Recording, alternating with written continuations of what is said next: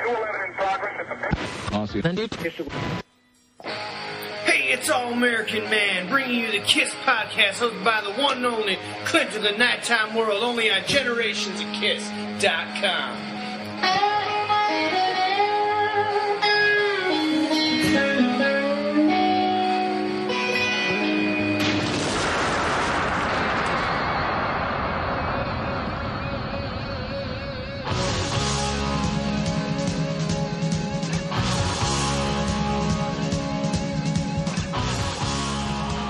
What's up, KISS fans? This is Clint of the Nighttime World coming at you live with Christine 16, also with All Canadian Man. And this is Generations of KISS. Come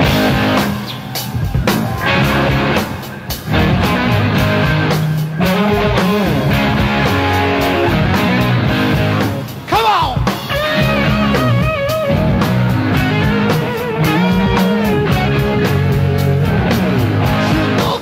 You look hotter than hell. What's up, KISS Army? This is Clint of the Nighttime World with All Canadian Man. Christine 16 couldn't be here today, but we have a special guest. Justice, introduce him. Alright, his name is Kyle Hershon, and he is going to be known as the New York Groove. How's it going, New York Groove? It's going good, man. It's a New York groove out here. Cool. Although I don't see a Cadillac. All right, well, we're going to be talking about Hotter Than Hell today. How do you feel about that? Wow. The quality is just, ooh. All right. Hotter Than Hell. What do we know about it? Give me some info, guys. Well, we know that Paul's guitar was stolen from the first day in Los Angeles. That's always fun. That's always fun. Yeah. Who took my guitar? I'm Paul Stanley. Who did it? Probably Ace. Probably. Put out a window after pissing on it or something. Yeah. Well, it was released on October 22nd, 1974. 3 years later, on June 23rd, it shipped 500,000 copies, making it certified gold. Ew. Originally, the working title was The Harder They Come. That actually sounds like a title where you'd make a porn film out of. Yeah. It kind of reminds me of the Orgy photo shoot. Oh, God. It sounds like the sequel to Nothing to Lose. No. Yeah. Because it's basically about ass sex. Yeah. Yep.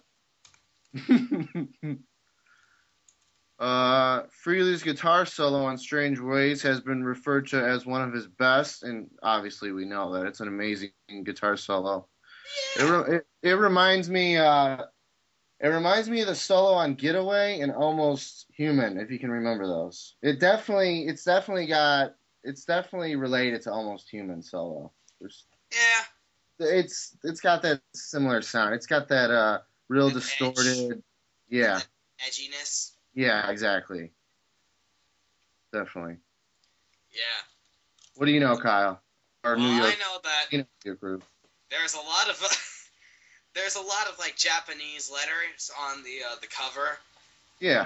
If you notice on the right cover, on the top right corner of the front album cover, the Japanese, it says Jikuku no Sakebi, which means Hell's Shout or the Shout of Hell. Or it's kind of like on Jikoku Retsuden. I don't know. I forgot what it means in English, but you're good at saying that. Yeah, it's kind of similar. Yeah. You say that better than I probably could say it. Yeah. And that's the same symbol that Eric Carr had on his drums later on, right? Well, that's called the Chikara. Oh, it's different? Yeah, well, on the top right corner, no, that's not Chikara. But on the bottom right cover, there's well, not on the bottom right. It's directly on the bottom. It has the Chikara symbol, which wasn't it wasn't really influenced until like 1987. Okay.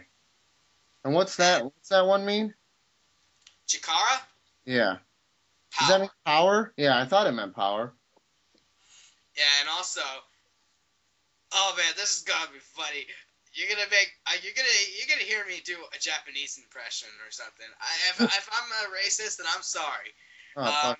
I mean, the Japanese characters used for Ace Frehley's name were pronounced wrong. The characters were pronounced Issel Fury, which would translate to Ace of Fury! Oh. Or Ace Fury. Someone get this guy an egg roll. That's not the Japanese, that's the Chinese. And I cannot speak the English. Now, I have here down that every shot of Ace Frehley with his makeup was airbrushed onto the photo, but I heard on the cover they actually did half his face.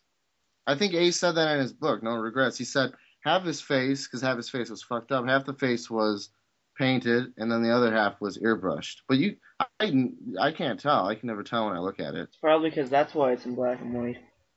Yeah, definitely. Oh, I love that album cover. So that just everything about that is so gritty and dark. Yeah, it's a very different looking album cover, that's for sure. Yeah, it's very and like as far as the whole Japanese symbols, did they even explain that back then? Do you guys know? I don't know. It's very random. I don't really get it. Yeah, and like you said, it's not really influenced until Eric Carr has it on his drums. Yeah. Yeah, I think they just wanted to be different. Like the makeup, they wanted to be different with that, and they're probably just going all out. We just want to be totally different. Let's talk about the photo shoot, or as I like to call it, the super duper orgy. Oh man, I wish I was there. I'll tell you that. Yeah, me too. Oh, that's awesome. Yeah. Let's see if I can look up some photos. Oh god. All right. Apparently, Paul was literally drunk out of his mind. Yep, they had Gene said they had to lock him in his car. Yeah, I would imagine. It was apparently in Peter's book. It was some gay stuff was going down. Yeah, Peter was afraid that some guys were gonna stick their dicks in his mouth. I'd be afraid too. I'd get him out of there too if he couldn't do anything about it. Well, according to Necromonium.com, Paul got so drunk that they had to lock him in a car before he had hurt himself. Right. And yeah, of course, everybody knows about the weed brownies. Oh, that's so. Eat brownies. I can't. No, it never gets old. Yeah, Gene calling Peter. The way Gene explains it in his book is all serious and not fun and pretty brief. But when Peter explained it, my classic. God. I laughed and laughed. Absolutely classic. Yeah. I mean, I think it says on the back, it shows like a picture of like either Gene or Paul dragging a naked lady. Isn't there a naked chick? There's a naked chick in front of Peter, isn't there? On the back cover? Yeah. Yeah. Well, yeah. I mean, everybody knows about the stars on the boobs, try to censor and making peaceful, but that really doesn't do it justice. No. I know. I tried. I'm sorry. You go from that a couple years later, you got action figures. Yeah. Oh, that would have been weird. You know what? I never really liked that sober girl that hung out with Paul. I didn't even like her. Nah.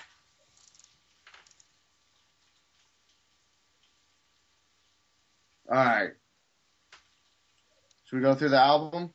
Sure, why not? Let's do it. Got to Choose. I feel like Got to Choose is a very good a good song for melodies with guitars. I mean, hold on 1 second. I have a guitar. I can play the riffs. While he's doing that, we are going to keep on talking about Got to Choose. I really like it. Yeah. I really like it, even though the quality isn't that great on it. But I love it. You're gonna hear me say this a lot. I loved it when it came off of Unplugged. You know, I love Got to Choose, but I don't think it was the best. You know, I've heard this said before. I don't think it was the best opener. Yeah, you said that last time. I think Parasite would have been a better opener. It really would have. Just, you know, most of the time the openers are just like it's got that ballsy, flashy, hyperactive sound like Strutter, Room Service, Detroit Rock City, I Want You, even though I Want You. Oh, Whoa, that scared the shit out of me.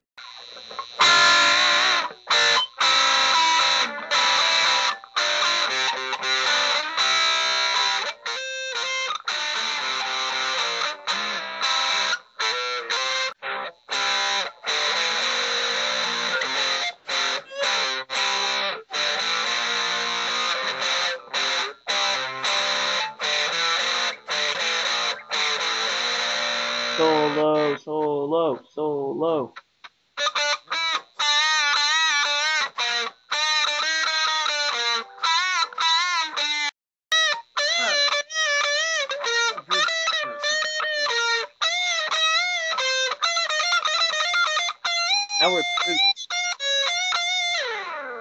How do you feel about Got to Choose as an opener? It shouldn't be an opener. There you go. There we go. We all agree on that? Mm-hmm. Time to move. All right. Parasite. Justice? What struck me weird was Ace playing the bass. Oh, did he play the bass? Yeah, he played the bass on this track. I did not know that. The more you know. The more you know. That's the half. Oh, this is just a heavy ass song. I love it. This and Watching You are like the heaviest songs on here. Oh yeah.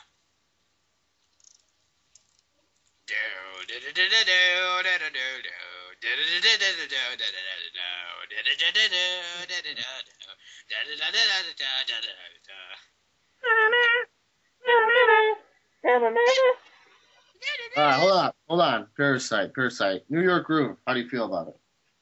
It's a good heavy song. It's very heavy. Concert song.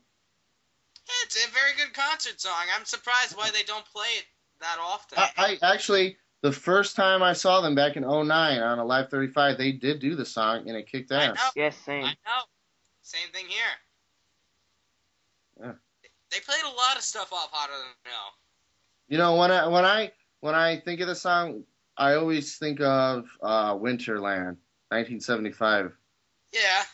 That was great. It actually hit a high note. Yeah. You ain't not just yet. Alright, next track. And Ace wrote that song. Yes, he did. You're right. A lot of songs he wrote are just awesome. Yeah. Oh, what the heck? I didn't know Steve Cornell wrote the next track that we're going to, Going Blind. Yeah. Going Blind. It definitely sounds like a Wicked Lester song. Yeah. I mean, it was called Little Lady before it got changed to Going Blind. Mm-hmm. I mean, you can hear it. It was my favorite Kiss song for a while.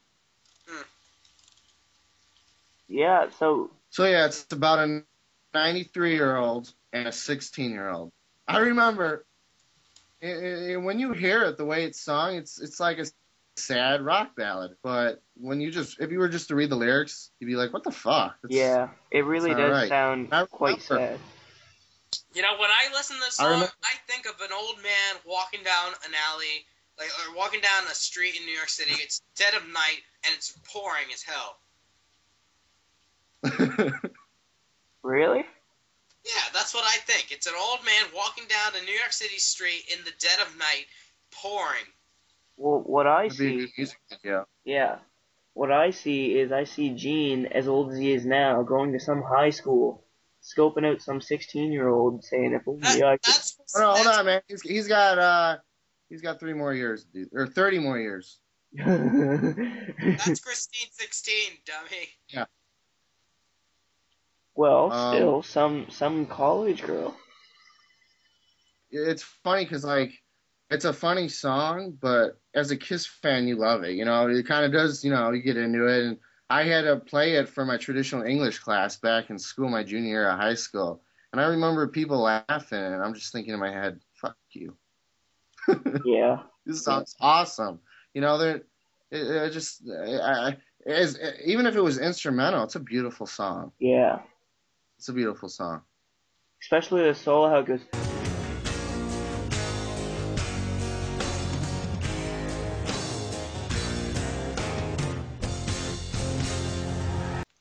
Yeah. Good song. Yeah, it's a good solo. It's something that you would definitely want to take your lighter out for. Oh, yeah. Like, anytime they would... See, obviously, Beth is a lighter song, but anytime they ever think about playing Beth live, they should play this instead. And I'm so glad, not to get off topic, I'm just so glad they didn't waste their time doing Beth on this last tour.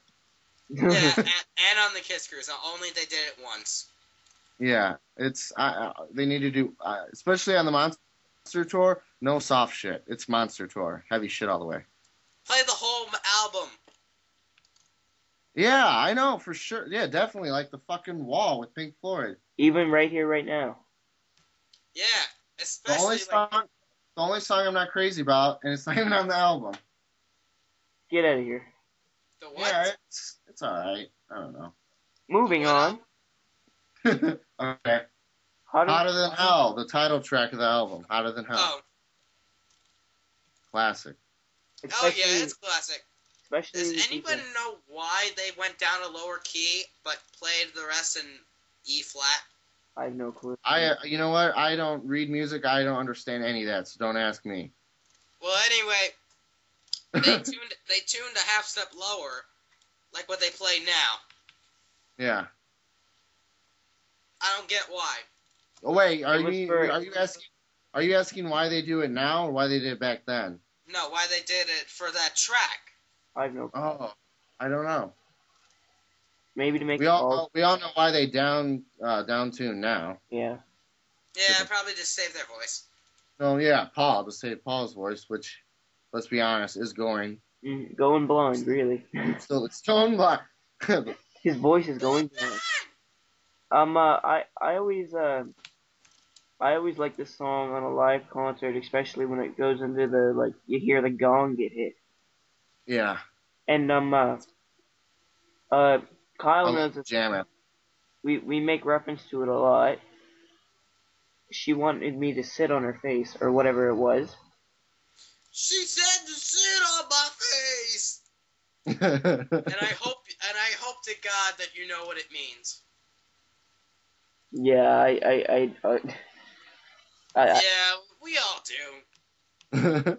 we know what you were after, Mr. Stanley. Hotter Than Hell. Yeah, it's I love the end. I love when they jam and he solos at the end. It's kind of like it's just like Deuce at the end of Deuce. It's got that same feeling to it. I think the first time I saw them, they did Hotter Than Hell. That's when Gene breathed the fire, and then the rest of the time I saw them, they did Firehouse with the fire breathing. Honestly, I'd rather hear Hotter Than Hell. Me too. Alright. Alright. The next song is one of the best songs you can ever hear live and never gets old. Never once. Let Me Go Rock and Roll. Let Me Go Rock and Roll. Oh, nice. I never get tired of that. I wanted to join, one time I actually wanted to, join in, and when they were doing the little dance at the end. Yeah. They should do that with, they should do that with a bunch of different bands. They pick them off the stage, pick them off the audience, and then they put them on stage and they do the little dance. Yeah. They should have kept this in the tour. The tour. Yeah, I think it would have sounded good if they did a lower key. I love when they jam. You know, that Kiss is never compared to Black Sabbath and Led Zeppelin. They're not, or Grateful Dead. They're not necessarily jam bands, but they can jam. When they jam, they jam. Let Me Go Rock and Roll's a good example. Yeah. And I always see it as a Ace Frehley solo song. Yeah, because basically it's all solos. Yeah. But no, Tommy kills it. I just love, Gino sing the chorus, and then right when it's going into the jam, Gino be like, Tommy! I love that. Tommy Thayer! Yeah, Tommy Thayer. I would love to hear them re-record this and put it on an album because it's pretty short. It's like, yeah, it's 2 minutes, 15 seconds long. Yeah. They outdo it on. I mean, in a good way, they outdo it when they do it live. And I'd love the way they sound now. This would have been awesome to hear like a new version on Monster. Yeah. That should have been a bonus song. It was a bonus song. No, I'm saying that should have been a new Let Me Go Rock and Roll. Well, Yeah, that's what should have happened. yeah, instead of doing that Japanese one where they just got it from Rock the Nation. Yeah, Anyway. I mean, that was okay, but... All right, next song. All the Way.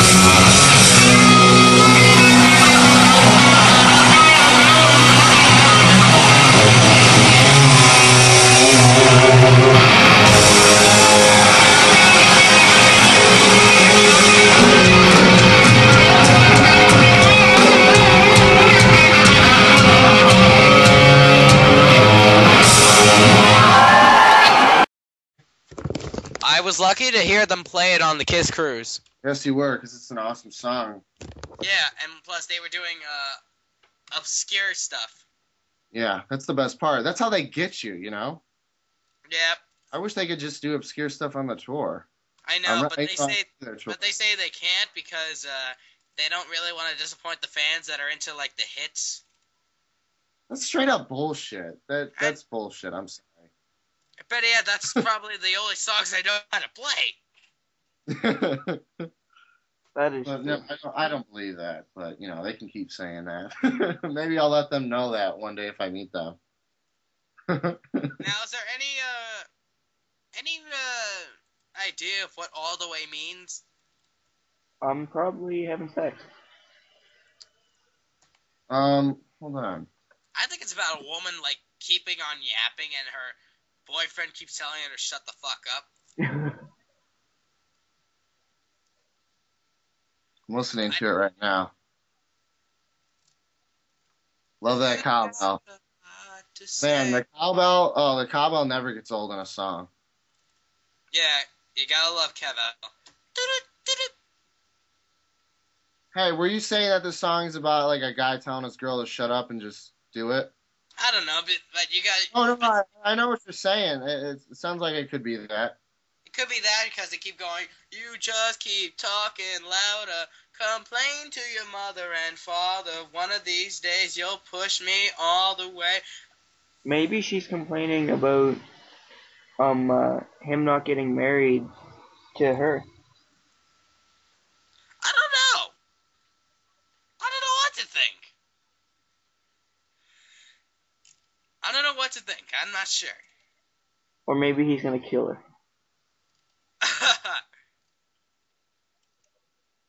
Or better yet, all the way to rape her. Or all the way to put her 6 feet under. Probably 16 too. Did you say 16 feet under? I wonder. Do you think Gene had sex with 16-year-olds? Probably. I hope not. Oh man, who knows? You could get away with murder back then. Yeah. And plus, it was the 1970s. No one really cared. Yeah. Well. Anyway. Enough of Yeah, us let's keep trying to get rid of Okay. that vivid Yeah, memory. let's maybe move on from the subject. probably my favorite song on this album, "Watching You."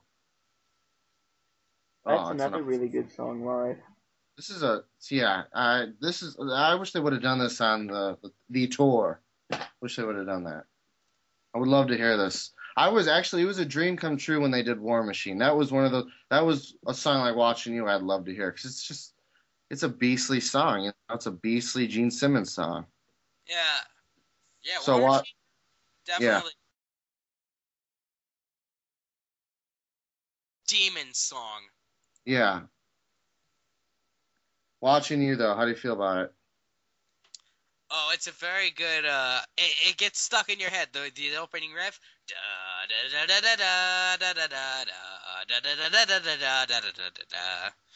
Yeah, you just can't get that. You just can't get that out of your head. I mean, I don't think you even have to be a Kiss fan to love this song. And then at the end, when they say you'll all be watching us, that just always gets me. Yeah. Yeah. It's another song where it's like, what the fuck is this song about? But it's awesome. I don't think.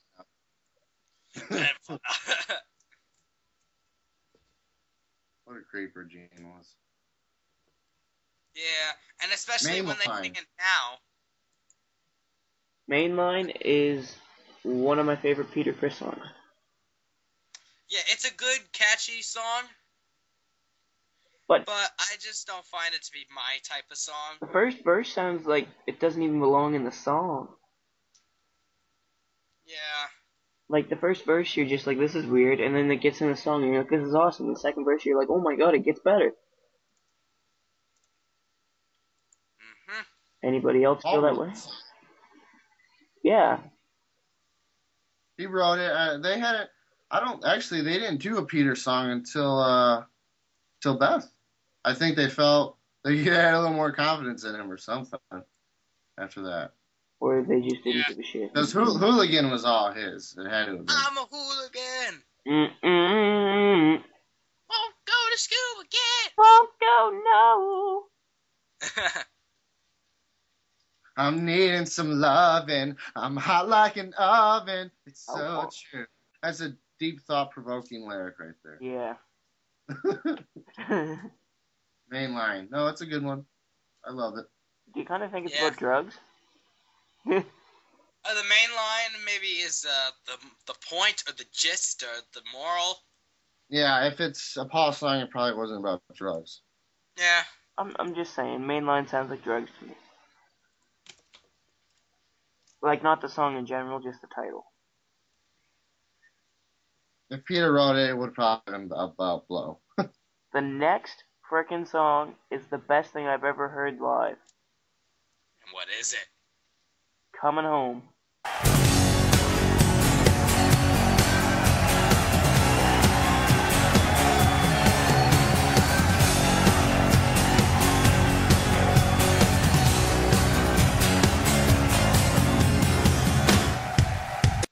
Oh man, I love that song. That's good.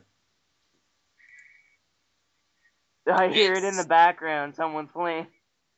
Like, it'd be a good song for soldiers returning home. Hmm. Like when they get to the last verse of the song, that's when the soldier comes home or something. Yeah, I Yeah. always said this was something great that they opened with on Unplugged. And it would be definitely a good song to play as an opener. Yes, it would. Yeah. The Yeah, jam at the end is pretty good. I always like this song. It's a very good song. It's very good. We like it. Keep producing more. It's a song that if you're drunk, you're definitely gonna shake your ass to this song. Especially them big booty bitches. Yeah, them big. All I want for my birthday is a big booty hoe. Oh, God. Anyway, Strange Ways. Anyway, I damn well love singing it. Strange Ways.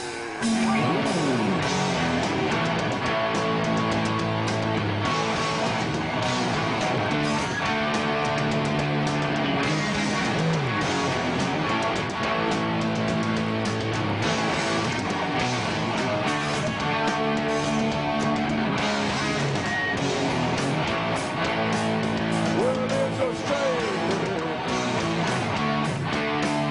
The way you do everything. It's a star time that you've been giving me. I think I like it, but I'm not really sure. Don't wanna fight it.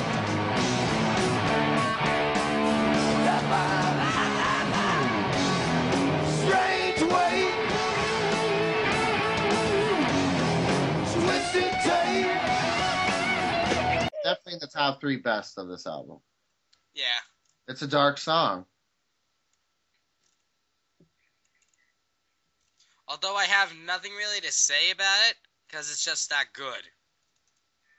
Would we now? Peter tried really hard. He even recorded it, and he knew that they wouldn't put it in. But he had recorded a drum solo. Would we have liked to hear that? I would. Mhm. I should have gave it to him. Drum. He could have done a jamming drum solo that just fades out and ends the album. That would have been great. Kind of like Car Jam 81. Mm-hmm. I don't know if I ever heard that, so you guys can shoot. God. Sorry. That's off Revenge. Mm-hmm. See, I'm not too experienced with that album. That's Chris's favorite. Is it? Mm-hmm. We should dedicate this podcast right now to him since he can be here with us. Hey, Yeah, Chris. Hey, Chris, I'm sorry I'm taking your place. Huh? We love you. Not really. Screw you. Screw you too. Screw all of you. No Screw thanks. all of you. Strange Ways, one of the best solos of Ace, of anyone. Let's be honest. I like it when Peter, Chris, and Ace played this together, but it was just them. Mhm. It just proved that they were kind of like united. Mm-hmm. Did they do this on the Kiss Cruise the first year? No, they didn't. Okay. All right. But Ace plays it I- entirely. I do believe I heard Eric Singer doing it once. I don't know. They did the whole Dress to Kill album though the first year, didn't they? Almost. I don't think they didn't play Ladies in Waiting. Oh my God. Why would you? How are you gonna play most of the song? How are you gonna play most of the songs? That's like one of my favorite songs off that album. I love that song. That song never gets old. Yeah, and I was really happy that they played Getaway. Oh, Oh yeah. Oh my God. I One of love the it. And best- that's an Ace song too. Ace wrote that song. Yeah. And yet Peter sings it. We'll have to get there on our next. We'll talk about Dress to Kill next episode. yeah, next episode. All right. Well, I'd like to thank Kyle, New York Groove Horseshoe, on for being on. Thanks, Kyle. No problem, man. Definitely have to have you on again. It's been Never. good. It's been fun. So until next time, Kiss Army. I'm Clint of the Nighttime World with. All Canadian man. Until next time, rock on.